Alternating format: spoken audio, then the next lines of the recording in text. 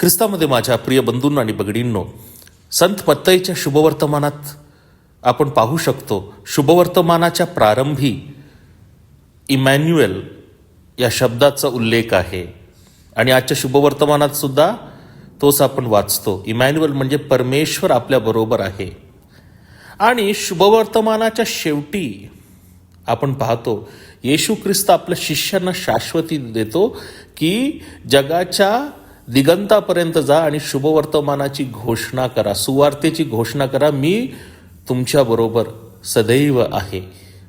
होय, परमेश्वर मनुष्य झाला, हा एक सत्य आहे. आणि याची जाणीव आपण प्रत्येकानं झालं पाहिजे. कारण संत अगस्टिन म्हणतो, देवाचे पुत्र मनुष्याचे पुत्र झाले, जेणेकरून मनुष्याचे पुत्र व पुत्री देवाचे पुत्र व पुत्री बनतील.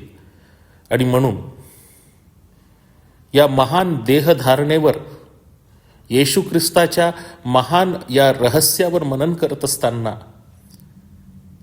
येशू ख्रिस्ताप्रमाणे बनण्याचा प्रयत्न करूया.